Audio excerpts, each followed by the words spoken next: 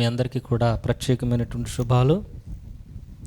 దేవుడు మిమ్మల్ని అందరినీ కూడా దీవించి ఆశీర్వదించునుగాక. ప్రతిరోజు మరి ఒలివ ఛానల్లో వస్తున్నటువంటి ఈ యొక్క ఆధ్యాత్మికమైనటువంటి కార్యక్రమాన్ని, బైబిల్ రహస్యాలు అనేటువంటి ఆధ్యాత్మిక కార్యక్రమాన్ని మీరు వీక్షించండి, అనేకులకు షేర్ చేయండి, అలాగే సపోర్ట్ కూడా చేయండి. ప్రభువు మిమ్మల్ని అందరినీ కూడా దీవించి ఆశీర్వదించునుగాక. గొప్ప కార్యాలు మీ కుటుంబాల పక్షంగా దేవుడు చేయునుగాక. హల్లెలూయా. మరి ఆదికాండం నుంచి ప్రకటన గ్రంథం వరకు కొన్ని విషయాలను తెలియపరచుకోవాలని మరి దేవుడు నాకు ఇచ్చినటువంటి మరి యొక్క బాధ్యతను బట్టి, లేదా దేవుడు నా మీద పెట్టినటువంటి ప్రణాళికను బట్టి మరి మీ మధ్యలోనికి రావడం జరిగింది. మిస్ కాకుండా మీరు ఆలకించండి, చూడండి. ప్రభు యొక్క కృప మీకు తోడుగా ఉండునుగాక. మరి కొన్ని విషయాలను మనం మాట్లాడుకుందాం. వాక్యంలోనికి వెళ్ళబోయే ముందు చిన్న ప్రార్థన చేసుకుందాం. మహాపరిశుద్ధుడా, గనుడువైనటువంటి దేవ, కృప కలిగిన తండ్రి, సర్వము ఎరిగి ఉన్నటువంటి దేవ, ఈ యొక్క కార్యక్రమాన్ని మీరు దీవించండి. చూచుచున్న వారిని కూడా మీరు దీవించండి. చెప్పుచున్నటువంటి నేను అల్పుడునైనటువంటి నా విషయంలో కూడా మీరు జ్ఞాపకం చేసుకుని సరైన విధానంలో వాక్యం ఎత్తబడడానికి, అయా ఇదిగో తండ్రి, బిడ్డలు వినుచున్నప్పుడు వినగలిగినటువంటి చెవులను, గ్రహించగలిగినటువంటి మనస్సును మాకు అనుగ్రహించండి. ఇక్కడ మానవ ఆలోచనలు కానీ లోక సంబంధమైన ఆలోచనలు కానీ దరిచేరనివ్వకుండా అయా కృప చెప్పు నడిపించి, అయా కృప వెంబడి కృప మాకు అనుగ్రహించి కార్యక్రమం చూస్తున్న వారందరినీ కూడా దీవించి ఆశీర్వదించి బలపరచమని నజరేయుడైన యేసుక్రీస్తు నామమున అడుగుచున్నాము తండ్రి. ఆమేన్, ఆమేన్. ప్రియులారా, మనము మరి యొక్క వాక్యాలను చదువుకుందాం. ఆదికాండంలో మరి మ్యాక్సిమం 9 అధ్యాయాలు పూర్తి చేసుకున్నాం. మరి జలప్రళయము రావడం, అలాగే నరుల కుమార్తెలు దేవుని యొక్క కుమారులు అనేటువంటి విషయాలను, జలప్రళయం తర్వాత జరిగినటువంటి విషయాలు, అన్నిటి విషయాలను కూడా తెలియపరుచుకున్నాం. ఇప్పుడు ఆదికాండము 10వ అధ్యాయం. ఈ యొక్క 10వ అధ్యాయంలో నోవహు కుమారులైనటువంటి షేము, హాము, యాపేతులను, వారి యొక్క సంతానాన్ని, వారి యొక్క జాతులను దేవుడు దీవించినటువంటి విధానం మనం తెలుసుకుందాం. మరి యాపేతు సంతానం, యాపేతుని దేవుడు అంటే ఇక్కడ షేము, హాము, యాపేతు అన్నారు, కానీ బైబిల్ ప్రకారంగా ఆధ్యాత్మికంగా స్పిరిచువల్గా ముందున్నటువంటి వారి పేర్లు ముందు రాశారు. మరి అసలైనటువంటి పెద్దవారు ఎవరనంటే యాపేతు సంతానం పెద్ద సంతానం, తర్వాత హాము సంతానం, తర్వాత షేము సంతానం. కాబట్టి ఇలాగూ ఏర్పడిని మొట్టమొదటికి యాపేతు, తర్వాత షేము, హాము. ఇలాగూ మరి మనం చూసుకున్నట్లయితే యాపేతు సంతానం యూరప్ సముద్ర ప్రాంతాలన్నీ కూడా కలిపి యాపేతు సంతానం. వీరు మరి యూరప్ ఖండం అంతా కూడా మరి తెల్లగా ఉండేటువంటి జపాన్ కానివ్వండి, చైనా కానివ్వండి, మరి గ్రీన్లాండ్ కానివ్వండి, ఆ యొక్క ప్రాంతాలన్నీ కూడా యూరప్ సంబంధించినటువంటి ప్రాంతాలన్నీ కూడా యాపేతు సంతానం.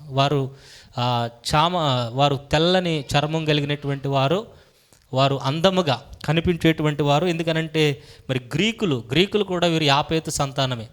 మరి అందంగా ఉండేటువంటి వారందరూ కూడా తెల్లగా ఉండేటువంటి వారు, జాతులన్నీ కూడా యాపేతు సంతానము. తర్వాత షేము సంతానం మధ్య ప్రాచ్యం, ముఖ్యంగా హెబ్రీల వంశము, ఆసియా ఖండంలో ఉన్న వారందరూ కూడా ఈ యొక్క షేము సంతానం, సెమెటిక్స్ అంటారు. మన అబ్రహాము, మరి ఇజ్రాయేలీలు, వీళ్ళందరూ కూడా షేము సంతానం. షేము ద్వారా వచ్చిన వారందరినీ కూడా షేము సంతానం అంటారు. తర్వాత హాము సంతానం ఆఫ్రికా ఖండం, మరి దక్షిణాఫ్రికా ఆ ప్రాంతమంతా, సూడాను, ఇథియోపియా ప్రాంతాలన్నీ కూడా, కనాను ప్రాంతాలన్నీ కూడా నల్లగా ఉండేటువంటి వారందరూ కూడా ఈ యొక్క హాము సంతానం. చామన ఛాయగా ఉండేటువంటి వారు ఆసియా ఖండం వారు ఎవరు అని అంటే షేము సంతానం. కాబట్టి బైబిల్ జరుగుతున్నటువంటి కాలంలో, ప్రారంభ కాలంలో 3 ఖండాలు ఉండేటువంటివి: ఆసియా, ఆఫ్రికా, యూరప్. కాబట్టి యూరప్ ఖండంలో తెల్లని వారందరూ కూడా ఈ యొక్క యాపేతు సంతానానికి సంబంధించినటువంటి వారు. అలాగే మరి యొక్క నల్లగా ఉండేటువంటి వారందరూ కూడా హాము సంతానం. వీళ్ళు ఇథియోపియా, దక్షిణాఫ్రికా మరి సంతతి వారు, నల్లని వారు వీరు. అలాగే షేము సంతానం ఆసియా ఖండంలో ఉన్నటువంటి వారందరూ కూడా ఈ యొక్క షేము సంతానం, చామను ఛాయగా ఉండేటువంటి వారు. అయితే మొత్తం ఈ యొక్క షేము, హాము, యాపేతు ద్వారా 70 జాతులు ఉద్భవించినాయి. యోధ సాంప్రదాయం ప్రకారం 70 జాతులు ఉద్భవించినాయి. ఈ యొక్క 70 జాతుల్లో మరి ఇజ్రాయేలీల యొక్క మరి 70 ఆత్మలు దిగజారడం ఎక్కడ? ఐగుప్తులో దిగజారడానికి సాదృశ్యంగా ఉంది. ఐగుప్తులోనికి మరి 70 మంది మరి ప్రజలుగా మరి ఇజ్రాయేలీలు వెళ్ళి ఉన్నారు, అక్కడ నివసించారు యోసేపు కాలంలో. మరి వారు 70 మంది ఉన్నారు, చుట్టుపక్కల ఉన్నటువంటి వారు 70 జాతులు ఉన్నారు. దానికి సాదృశ్యంగా మరి తాల్ముద్దు మరి తెలియబరుస్తుంది. దేవుడు ప్రతి జాతికి ఒక ఆకాశీయ ప్రతినిధిని నియమించాడు. అంటే ప్రతి జాతి మీద ఒక దేవదూత అనేటువంటిది ఉన్నది.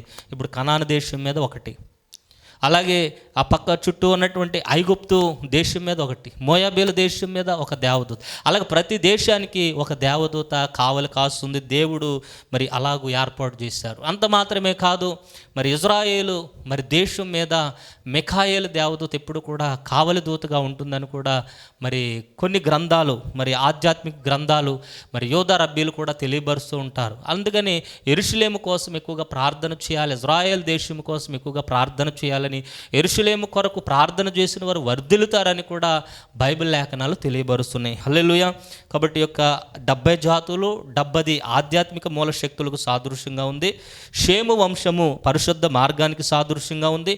హాము వంశము భౌతిక శక్తి, శారీరక దారుఢ్యం కలిగినటువంటి వారు, నల్లని వారు. యాపేతు సంతానం విస్తరణ జ్ఞానానికి సంబంధించినటువంటి వారు, గ్రీకులు కానివ్వండి, తర్వాత ఈ యొక్క జపాన్ వారు, చైనా వారు, రష్యా వారు కానివ్వండి, వీరందరూ కూడా యాపేతు సంతానము. కాబట్టి యొక్క 70 జాతుల దేవుని సౌమ సార్వభౌమాధికారాన్ని తెలియబరుస్తున్నాయి. నిమ్రోదు తిరుగుబాటుదారుడు బాబేలు గోపురాన్ని మరి యొక్క కట్టించారు. యొక్క 10వ అధ్యాయంలో మనం ముఖ్యంగా తెలుసుకోవాల్సింది దేని గురించి అని అంటే నిమ్రోదు గురించి. నిమ్రోదు యెహోవా ఎదుట పరాక్రమం కలిగినటువంటి బలాఢ్యుడు నిమ్రోదు. హల్లెలూయా. నిమ్రోదు అనే పేరుకు అర్థము తిరుగుబాటు అని అర్థము. కాబట్టి అతడు చేసినటువంటి అనేకమైనటువంటి పనులు మరి యొక్క వంశావళంతా కూడా యొక్క 10వ అధ్యాయంలో మనం చూస్తూ ఉంటాం. నిమ్రోదు ప్రజలను దేవునికి వ్యతిరేకమైనటువంటి కార్యములు చేసేటువంటి వాడుగా, దేవునికి వ్యతిరేకమైనటువంటి కార్యములు చేసి యెహోవా ఎదుటని పరాక్రమం కలిగినటువంటి బలాఢ్యుడుగా ఉన్నారు. కాబట్టి యొక్క సమయంలో విగ్రహారాధన కూడా అతను మరి ప్రవేశపెట్టాడు. అతను దేవుడుగాను, తన యొక్క భార్య సెమిరమిస్సు దేవతగాను, తన యొక్క కుమారుడు తమ్మూజు మరి కుమారులు దేవతలుగాను. మనకు హిందూ దేవుళ్ళు కూడా చూసుకుంటే భార్య భర్తలు కుమారుడు, లేదా తల్లిదండ్రులు కుమారుడు విగ్రహాలు ప్రతిమలు మనకు కనిపిస్తాయి. ఇది ఎక్కడి నుంచి వచ్చిందనంటే నిమ్రోదు దగ్గర నుంచి వచ్చింది. కాబట్టి మనం యొక్క 10వ అధ్యాయంలో, యొక్క ఆది కాండము 10వ అధ్యాయంలో మనం ఏం చూస్తామనంటే ఈ యొక్క నోవహు గారి యొక్క 3 కుమారులు, వారి యొక్క జాతుల యొక్క విస్తరణ, వారు ఏర్పడినటువంటి విధానము, అంత మాత్రమే కాదు నిమ్రోదు పరిపాలన, విగ్రహారాధన శక్తులు, నిమ్రోదు మరి కట్టినటువంటి కట్టడలను కూడా మనం చూస్తూ ఉంటాం. దేవుని నామానికి మహిమ కలుగును గాక. మరి నిమ్రోదు రాజ్యాలు బాబేలు, ఎరేదు, అక్కదు అనేటువంటివి, ఇవి పురాతనమైనటువంటి మెసొపొటేమియా నాగరికత కేంద్రాలు అని మనం మరి చరిత్రలో కూడా చూసుకోవచ్చు. అంత మాత్రమే కాదు, వరద వచ్చినటువంటి ఆ సమయం, వరద జలప్రళయం గురించి గిల్గామేష్ అనేటువంటి ప్రాచీన గ్రంథాలు, ఎపిక్స్ కూడా మరి తెలియబరుస్తాయి. గాథలు మరి యొక్క ప్రాచుర్యంలో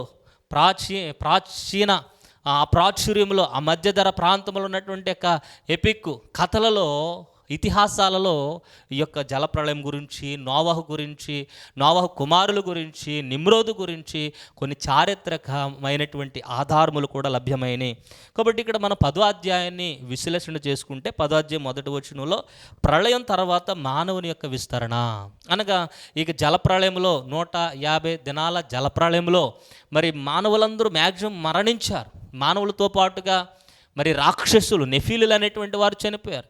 వారితో పాటుగా ప్రతి ఒక్క పక్షి, జంతువు, భూజంతువులు అన్నీ కూడా మరణించినాయి. మరి నోవహు కుటుంబం మాత్రమే, ఈ యొక్క నోవహు 3 కుమారులు, వారి యొక్క 3 భార్యలు, మరి నోవహు భార్య ఇద్దరే, మరి వారు మొత్తం కలిసి 8 మందిగా మరి వారి రక్షణలోకి వచ్చినట్లుగా మనం చూస్తూ ఉంటాం.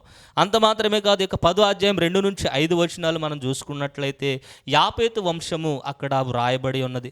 యాపేతు వంశము మరి యూరోపియన్ ప్రాంతాలకు మూలాలు. మరి 2వ వచనం నుంచి 5 వచనాలు మనం చూసుకున్నట్లయితే యాపేతు కుమారులు గోమెరు, మాగోగు, మాదయి, యోవాను, తుబాలు, మెషెకు, తేరస్సు అనువారు. గోమెరు కుమారులు అస్కనజు, రీఫతు, తోగర్మ అనువారు. యావాను కుమారులు ఎలీషా, తర్షీషు, కిత్తీము, దాదోనీము, అనువారు. వీరు నుండి సముద్ర తీరమందు ఉన్నటువంటి జనములు వ్యాపించును. వారి వారి జాతుల ప్రకారము, వారి వారి భాషల ప్రకారము, వారి వారి వంశముల ప్రకారము ఆయా దేశములో వారు వేరైపోయిరి. ఈ విధముగా మరి యాపేతు వంశము 2వ వచనం నుంచి 5 వచనాల దగ్గరగా ఉన్నాయి.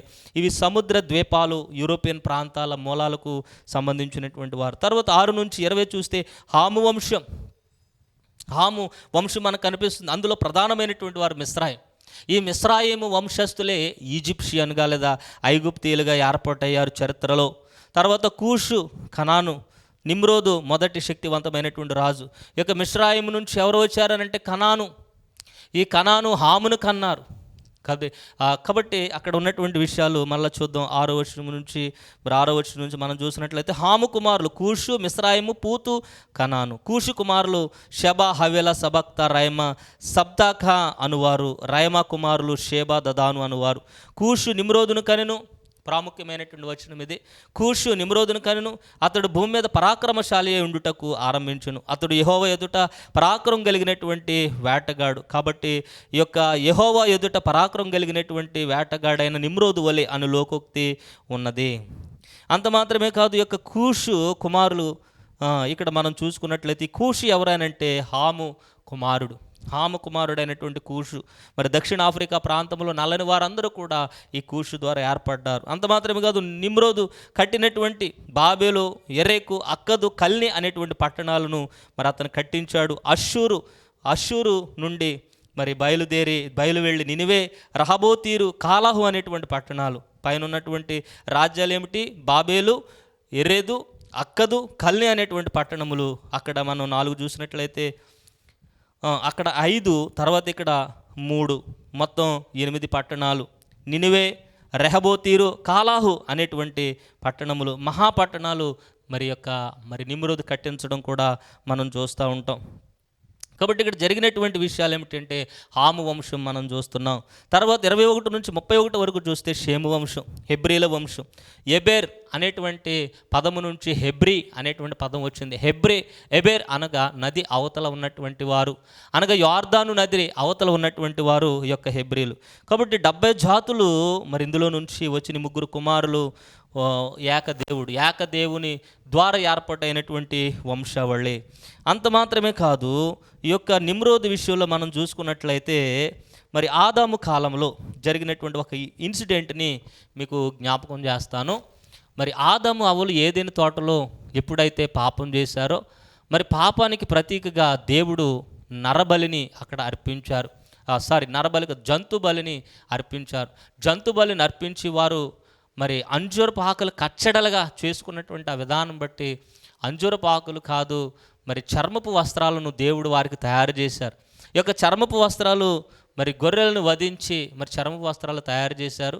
అది దేవుడు తయారు చేసినటువంటి చర్మపు వస్త్రాలు కనుక, దేవుడు తయారు చేసినటువంటి తన స్వహస్తములకు తయారు చేసిన వస్త్రములు కనుక దానికి ఆధ్యాత్మిక శక్తి అనేటువంటిది ఉండేటువంటిదని యోధా రబ్బీలు కూడా తెలియబరుస్తారు. కొన్ని చరిత్రలు ఏమి తెలియబరుస్తున్నాయనంటే ఈ యొక్క ప్రత్యేకమైనటువంటి వస్త్రము ఎవరి దగ్గర ఉంటే సృష్టి వారికి లోబడుతుంది.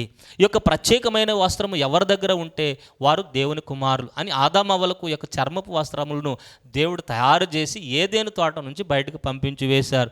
ఎందుకనంటే ఏదేను తోట బయటకు వెళ్ళిన తర్వాత వారు అష్ట కష్టాలు పడ్డారు, దరిద్రతను, శ్రమను అనుభవించారు. ఆ సమయంలో పోషణ కోసము, ఆ సమయంలో మరి తను పోషించబడేటువంటి విధానం బట్టి, ఎందుకంటే నేల శపించబడింది ఆదామును బట్టి, హవ్వ శపించబడింది, ఆమె గర్భఫలం శపించబడింది. కాబట్టి వారు బ్రతకాలి. కాబట్టి ఆ యొక్క సమయంలో, ప్రత్యేకమైనటువంటి సమయంలో దేవుడిని వేడుకున్నప్పుడు దేవుడు వారికి చర్మపు వస్త్రాలను తొడిగించారు. దేవుని నామానికి మహిమ కలుగును గాక. ఈ యొక్క రహస్యాలు మీకు ఎక్కడ కూడా దొరకవు. కాబట్టి నిద్ర పోకుండా, అపవాది నిద్ర పుచ్చుతుంది కనుక, జో కొడుతుంది కనుక మీరు నిద్రపోకుండా మరలా యాక్టివ్గా ఉండి వాక్యాన్ని విందురుగాక. దేవుని నామానికి మహిమ కలుగును గాక. కాబట్టి ప్రత్యేకమైనటువంటి బైబిల్ రహస్యాలు అనేటువంటి విషయాన్ని మీరు గమనించి జాగ్రత్తగా అర్థం చేసుకుని వినండి. కాబట్టి యొక్క ఆదామవ్వలకి ఇచ్చినటువంటి చర్మపు వస్త్రాలు ఎవరి దగ్గర ఉంటే వారు దేవుని కుమారులు. సృష్టి వారికి లోబడుతుంది, జంతువులు వారికి లోబడతాయి, మనుషులు వారికి లోబడతారు. కాబట్టి ఇలాగూ ఈ యొక్క ఆదాము దగ్గర నుంచి ఈ యొక్క మరి చర్మపు వస్త్రాలు ఎక్కడికి వెళ్ళినాయి అనంటే మరి షేతు దగ్గరకు వచ్చినాయి. షేతు నుంచి ఎక్కడికి వచ్చినది అనంటే మరి ఈ సేతు దగ్గర నుంచి మనకు హానోకు దగ్గరకు వచ్చింది. హానోకు దగ్గర నుంచి ఎరేదు లెమెకు కాలానికి వచ్చింది. లెమెకు దగ్గర నుంచి నోవాహుకు వచ్చింది. అందుకని నోవాహు జలప్రళయం తర్వాత ద్రాక్ష తోట వేసి మత్తుడుగా, ఆ ద్రాక్షారసము త్రాగి మత్తుడుగా ఉన్నటువంటి సమయంలో ఈ యొక్క వస్త్రమును దొంగిలించి వేశారు. హాము దొంగిలించి వేశారు. తన వస్త్రమును దొంగిలించి వేసి తన దిశమలను చూడడం బట్టి తండ్రిని శపించాడు ఈ యొక్క నోవాహు గారు. కాబట్టి దాని వెనకాల ఉన్నటువంటి హిస్టరీ ఇది, దాని వెనకాల ఉన్నటువంటి రహస్యము అది. కాబట్టి దొంగిలించారు. ఏమని అనంటే కనాను మరి వారి యొక్క వారందరికీ, పెద్దవారందరికీ కూడా కనాను దాసుడిగా ఉంటారు అని. కనాను వంశము శపించబడింది ఎవరిని బట్టి? హామును బట్టి. కాబట్టి యొక్క హాము తండ్రి దగ్గర ఉన్నటువంటి ప్రత్యేకమైనటువంటి చర్మపు వస్త్రము, అధికారము కలిగినటువంటి చర్మపు వస్త్రము హాము దొంగిలించి తన కుమారుడైనటువంటి కనానుకి ఇచ్చాడు. కనాను ఎవరికి ఇచ్చారంటే కనాను కుమారుడైనటువంటి నిమ్రోదుకి ఆ వస్త్రము వెళ్ళింది. కాబట్టి నిమ్రోదు యెహోవా ఎదుట పరాక్రమం కలిగిన బలాఢ్యుడిగా, నిమ్రోదుకి జంతువులు లోబడేవి, నిమ్రోదికి సృష్టి లోబడేది, నిమ్రోదికి ఈ యొక్క మరి ప్రజలు లోబడేటువంటి వారు. అందుకని యెహోవా ఎదుటనే పరాక్రమం కలిగినటువంటి బలాఢ్యుడిగా ఈ యొక్క మంచిగా వాడవలసినటువంటి చర్మపు వస్త్రము, మంచిగా వెళ్ళవలసినటువంటి ఆ చర్మపు వస్త్రము ఎప్పుడైతే హాము చేతికి వచ్చిందో హాములోనికి దుష్టుడు దూరాడు, దుష్టుడు ప్రవేశించి చర్మపు వస్త్రాన్ని దొంగిలించేటట్లుగా ప్రయత్నం చేశారు. ఈ యొక్క హాము దుర్బుద్ధితో కనానికి ఇచ్చాడు. కనాను నిమ్రోదికి ఇచ్చినట్లుగా మరి యోధారబ్బీలు, మిద్రాష్ అనేటువంటి యోధారబ్బీలు తెలియబరుస్తారు. పెసక్త రబ్బాటి అనేటువంటి యోధారబ్బీలు ఆ యొక్క చరిత్రను తెలియబరుస్తారు. అది ఒకవేళ మరి సత్యమో అసత్యమో కానీ బైబిల్ అర్థం చేసుకోవడానికి, కొన్ని విషయాలు కూలంకషంగా పరిశీలన చేయడానికి ఇవి మనకు మంచి ఉదాహరణలు, మంచి జ్ఞానం కలిగినటువంటి వాక్యాలు. కాబట్టి వీటిని మరి అంగీకరిస్తే కొన్ని విషయాలు మనకు అర్థమవుతాయి. దేవుని నామానికే మహిమ కలుగును గాక. కాబట్టి యొక్క వస్త్రమును ధరించినటువంటి యొక్క నిమ్రోదు విగ్రహారాధనతో ప్రజలందరినీ భయపెట్టాడు. నన్ను ఆరాధన చేయాలి, నా భార్య అయినటువంటి సెమీరమిషును ఆరాధన చేయాలి, నా కుమారుడైనటువంటి తమ్మూజును ఆరాధన చేయాలి, పండుగలు జరిగించాలి, ప్రజలందరూ కానుకలు ఇవ్వాలి, ప్రజలందరూ మేము చెప్పిన మాట వినాలి అని యొక్క మరి నిమ్రోదు సూర్యుడిని అంటే అగ్నిని ఆరాధన చేసేవాడు. ఆ అగ్నిని ఆరాధన చేసి మరి ప్రజలందరికీ కూడా తనే దేవుడిగా ఉండేటువంటి విషయాలు. హల్లెలూయా. తర్వాత యొక్క నిమ్రోదుని యాషావు చంపివేసినట్లుగా కూడా ఒక మరి నానుడి కూడా ఉంది. మిద్రాసు యోధారబ్బీలు కూడా తెలియబరుస్తూ ఉంటారు. ఆ యొక్క చర్మపు వస్త్రమే యాషావు దగ్గరికి వెళ్ళింది. యాషావు దగ్గర నుంచి యాకోబు దగ్గరకు వచ్చింది. ఆ యాకోబు ఆ విచిత్రము కలిగినటువంటి ఆ యొక్క చర్మపు వస్త్రమును, రోమములు కలిగినటువంటి వస్త్రమును తీసుకుని వెళ్ళి ఇస్సాకు దగ్గర మరి దీవెన పొందుకోవడం కూడా మనం చూస్తాం. తర్వాత చరిత్రలో ఆ యొక్క వస్త్రం కనుమరుగైపోయింది, దాని పవర్ తగ్గిపోయింది, దాని బలం తగ్గిపోయింది. ఎందుకంటే నిజమైన వస్త్రము పరిశుద్ధాత్మ వస్త్రము, నిజమైన వస్త్రము రక్షణ వస్త్రము, నిజమైన వస్త్రము స్తుతి వస్త్రము, నిజమైన వస్త్రము పెండ్లి వస్త్రము, నిజమైనటువంటి వస్త్రము మనకు కంటికి కనబడినటువంటి రక్షణ వస్త్రము అని దేవుడు దానిని ఏర్పాటు చేశారు. హల్లెలూయా. కాబట్టి ఈ విధంగా నిమ్రోది విషయంలో కొన్ని విషయాలను మనం మాట్లాడుకున్నాం. అంత మాత్రమే కాదు, ఈ యొక్క 70 జాతుల వంశాలు ఉన్నాయి. ఈ 70 జాతులు ఎవరెవరు ఏమయ్యారు అనేటువంటి కొన్ని ప్రధానమైన యాపేతు వంశంలో మనం చూసుకున్నట్లయితే 14 జాతులు యాపేతు వంశం నుంచి వచ్చారు. మొట్టమొదటి వారు గోమెరు అనగా అనటోలియా, టర్కీ ప్రాంతం అంతా కూడా గోమెరు జాతులే. మాగోగు, కాస్పియన్ సమీప ప్రాంతాలన్నీ కూడా, కాస్పియన్ అనేటువంటి సమీప ప్రాంతాలన్నీ కూడా మాగోగు వంశానికి సంబంధించినటువంటి వారు. తర్వాత మీడియా, ఇరాన్ అనేటువంటి ప్రాంతం అంతా కూడా యొక్క మాదియా నుంచే వచ్చింది. యవాను గ్రీకు ప్రాంతం, తుబాలు టర్కీ, తూర్పు టర్కీ ప్రాంతం, మెషెకు అనటోలియా, తీరాసు త్రేసు బాల్కన్ ప్రాంతం, అష్కెనాజు జర్మన్ ప్రాంతాలు, రిఫాతు Anatolia, Togarmah Armenia, Elisha Greek ద్వీపాలు, తర్షీసు స్పెయిన్ ప్రాంతము, కిత్తీము సైప్రస్ ప్రాంతము, మరి దాదోనిం గ్రీకు ప్రాంతముగా మనకి చరిత్రలో ప్రస్తుతం కూడా ఉన్నాయి. ఈ విషయాలను మీకు ఎందుకు తెలియపరుస్తున్నా? బైబిల్ సత్యమైనటువంటిది, బైబిల్ చారిత్రాత్మకమైనటువంటివి, దానికి ఆధారాలు ఉన్నాయి. అందులో వ్రాయబడినటువంటి ప్రతి పేరుకు కూడా అర్థాలు ఉన్నాయి. ప్రస్తుతం కూడా ఆ ప్రదేశాలు ఉన్నాయి, పేర్లు మారి ఉన్నాయి. కాబట్టి బైబిల్ సత్యము కనుక, బైబిల్లో ఉన్నటువంటి దేవుడు నజరేయుడైనటువంటి యేసు ప్రభువారు, త్రిత్వ దేవుడుగా ఉన్నటువంటి యేసు ప్రభువారు నిజమైన రక్షకుడు కనుక ఈ విషయాలను మీకు తెలియపరుస్తున్నాను. అంత మాత్రమే కాదు, హాము వంశం హాము వంశం నుంచి 30 జాతులు బయటకు వచ్చినాయి. యాపేతు వంశం నుంచి 14 జాతులు బయటకు వస్తే హాము సంతానం నుంచి 30 జాతులు బయటకు వచ్చినాయి. ఒకటి కూష్, ఇథియోపియా, సోడాన్ ప్రాంతం, మిస్రాయిం, ఈజిప్టు, ఐగుప్తు ప్రాంతం. ఐగుప్తీయులు ఇజ్రాయేలీని 430 సంవత్సరాలు బానిసలుగా చేసుకున్నారు, ఇబ్బందులు పెట్టారు. ఆ ఫరో రాజు కాలంలోనే యోసేపు అక్కడికి వెళ్ళడం, ఆ ఫరో రాజు కాలంలోనే మరి యొక్క యాకోబు వంశస్థులు ఇజ్రాయేలులు 70 మందిగా వెళ్ళి 6 లక్షల కాల్బలముగా బయటకు రావడం. ఆ యొక్క ఐగుప్తు దేశంలోనే మరి 10 మంది దేవతల మీద దేవుని యొక్క ఉగ్రత అనేటువంటిది ఆ ప్రాంతంలోనికి వచ్చింది. హల్లెలూయా. తర్వాత పూతు, లిబియా ప్రాంతంలో ఉన్నటువంటి వారందరూ కూడా పూతు వంశానికి సంబంధించినటువంటి వారు. ఇజ్రాయెల్ పాలస్తీనాలో కూడా కొంతమంది కనాను వంశీయులు కూడా ఉన్నారు. అంతకుముందు ఇజ్రాయెల్ పాలస్తీనా అంటే పాలు తేనెల ప్రపంచ దేశంగా కనాను దేశంగా ఉండేది. ఈ యొక్క కనాను దేశంలో 7 జాతులు ఉన్నాయి. అది ఒక ప్రత్యేకమైనటువంటి సబ్జెక్టు.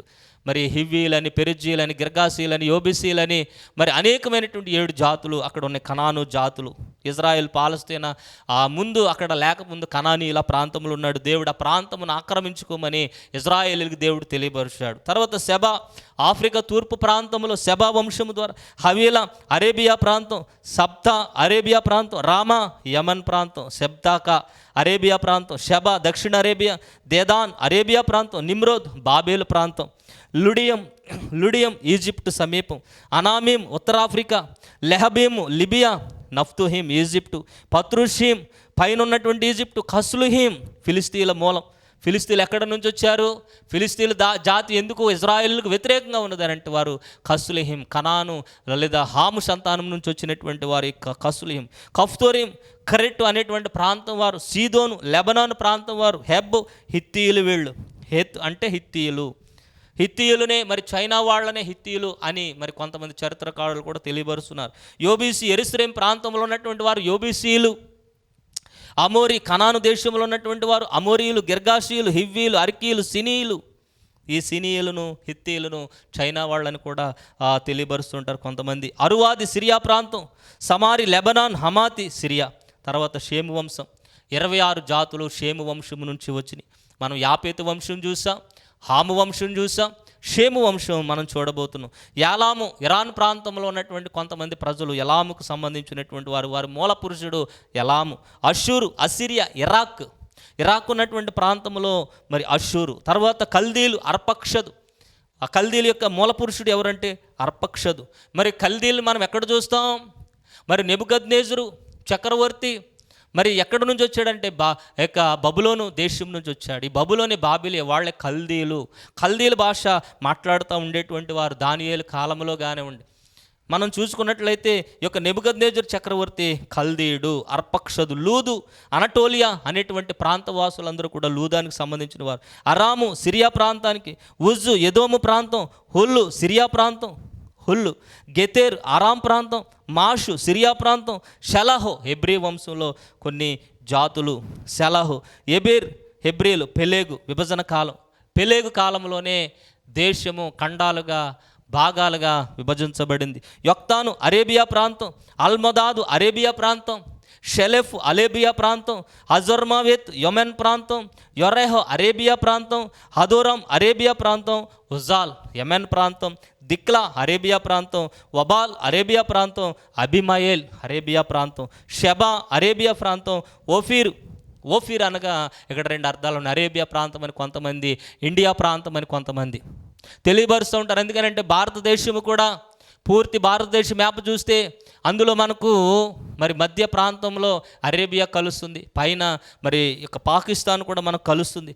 ఆ పాకిస్తాన్ పైన ఉన్నటువంటి ఇరాక్ ప్రాంతాలు కూడా కొన్ని కలుస్తూ ఉంటాయి. కాబట్టి ఓఫీర్ అనగా అరేబియా దేశము లేదా ఇండియా దేశం అని మనం అర్థం చేసుకోవచ్చు. హవీలా అరేబియా ప్రాంతం, యోబాబు అరేబియా ప్రాంతం. మొత్తం వీళ్ళంతమంది అంటే 70 జాతుల లెక్కను మనం చూసాము. అంత మాత్రమే కదా, ఆ కాలంలోనే నిమ్రోదు పరాక్రమం కలిగిన బలాఢ్యుడిగా, అగ్నిని ఆరాధన చేసేవాడుగా, విగ్రహారాధన శక్తులు తీసుకుని వచ్చాడు. జంతువులన్నీ వారికి లోబడి అతన్ని దేవుడిగా కొలిచేవారు చాలామంది. కాబట్టి అతని యొక్క రాజ్యానికి మొదలేమిటి అనంటే, ప్రారంభం ఏమిటి అనంటే బాబేలు, ఎరెక్, అక్కదు అనేటువంటి నగరాలు మెసొపొటేమియాలో ఉన్నాయి. మరి మనకు చరిత్రలో కూడా ఇవన్నీ కూడా ఉన్నట్టుగా తెలియబరుస్తూ ఉంటారు. హల్లెలూయా. ఇజ్రాయెల్ 12 గోత్రాలు మనకు ఎలాగూ కూడా తెలుసు. కాబట్టి చూడండి ప్రియ శిష్యులారా, ఆ ప్రియమైన దేవుని బిడ్డలారా, దేవుడు అని తెలియపరుస్తున్నారు. దేవుని యొక్క వాక్యము షేము ద్వారా మరి అబ్రహాము నుంచి యాకోబు, ఇస్సాకు, యాకోబు నుంచి ఇజ్రాయేలీల దగ్గర దేవుడు ఏర్పాటు చేసుకున్నారు. వారే మరి దేవుడిని అంగీకరించలేదు, కానీ వారి ద్వారా అన్యజనులైనటువంటి మనకు ఈ రక్షణ శుభవార్త అనేటువంటిది వచ్చింది. కాబట్టి ప్రభు అంటున్నారు, మీరు సర్వలోకానికి వెళ్ళి సర్వ సృష్టికి శుభవార్తను ప్రకటించండి. యాక్చువల్గా ఎవరు ప్రకటించాలి శుభవార్తను? ఇజ్రాయేలీలు ప్రకటించాలి. యూదులు రాజుగా ఆయన పుట్టాడు, రాజులు రాజుగా ఆయన పుట్టారు, కానీ వాళ్ళు క్రీస్తుని అంగీకరించలా. క్రీస్తుని సిలువేయండి ఆయన తృణీకరించారు. కాబట్టి ఇక ఇజ్రాయేల్ దగ్గర నుంచి అన్య జనాంగమైనటువంటి మనకు, యావత్ ప్రపంచ దేశంలో ఉన్నటువంటి అన్య జనాంగాలకు మరి యొక్క శుభవార్త అనేటువంటిది అప్పగించబడింది. అందుకని యేసు ప్రభు వారు వెళుతూ గ్రేట్ కమిషన్ ఇచ్చి ఉన్నారు మనకు. మత్తయి సువార్త 28:19 ఆయన తెలియపరుస్తున్నారు, సమస్త జనులకు నా సువార్తను ప్రకటించండి. సమస్త జనులకు నా సువార్తను ప్రకటించి, ఇదిగో వారందరూ నాకు శిష్యులుగా చేయండి, తండ్రి యొక్కయు కుమారు యొక్కయు పరిశుద్ధాత్మ నామములో బాప్తిస్మం తీసుకోండి, బాప్తిస్మం ఇవ్వండి అని దేవుడు తెలియపరిచారు. కాబట్టి క్రీస్తుని అంగీకరించినటువంటి మీరు ఈ యొక్క రాజ్యాల గురించి ఎందుకు చెప్తున్నాను అంటే, మారవలసిన వారు చాలామంది ఉన్నారు, మారవలసిన దేశాలు చాలా ఉన్నాయి, మారవలసిన ప్రజలు చాలామంది ఉన్నారు. నీకు కంటికి కనబడినటువంటి టీవీలో చూస్తున్నటువంటి, సెల్ ఫోన్లో చూస్తున్నటువంటి ప్రతి దేశం విషయంలో నువ్వు కన్నీరు కార్చి ప్రార్థన చేసి వారందరూ దేవుని పిల్లలుగా మారేటువంటి బాధ్యతని భుజాన వేసుకొందువుగాక. అట్టి కృపాధన్యత దేవుడు నీకు అనుగ్రహించునుగాక. Amen, amen, amen. ప్రార్థన చేసుకుందాం, కళ్ళు మూసుకుందాం. మహాపరిశుద్ధుడు అయిన దేవా, కృప కలిగిన తండ్రి, జీవం ఎరిగి ఉన్నటువంటి దేవా, ఇదిగో తండ్రి, మరి నోవహు గారి ద్వారా 70 జాతులను మీరు ఏర్పాటు చేశారు. యావత్తు ప్రపంచంలో షేము, హాము, యాపేతు ద్వారా 70 జాతులు ప్రారంభం నుంచి జలప్రళయం తర్వాత ఈ యొక్క 70 జాతులను మీరు ఏర్పాటు చేశారు. వారందరూ రక్షణలోనికి రావాలి, వారందరూ మారు మనసు పొందాలి. ఇదిగో ప్రార్థన లేకపోతున్న నీ బిడ్డలు కూడా వారి విషయంలో ప్రార్థన చేస్తున్నారు. ఎక్కడైతే సువార్త లేదో, ఎక్కడైతే ప్రార్థన లేదో, ఎక్కడైతే మందిరాలు కూల్చబడుతున్నాయో, ఎక్కడైతే సరైనటువంటి వాక్యం లేదో, ఆ ప్రాంతంలోనికి మీరు వెళ్ళి సరైనటువంటి దానంలో పనిచేసి కృపను దయచేసి బలపరచమని, ఆయా యొక్క వాక్యము ద్వారా అనేకమైన దీవెనలు చూస్తున్న వారికి, వినుచున్న వారికి కలుగజేసి కృపను చూపించమని త్వరగా రాని యేసుక్రీస్తు నామమున అడుగుచున్నాము తండ్రి. Amen, amen. May God bless you.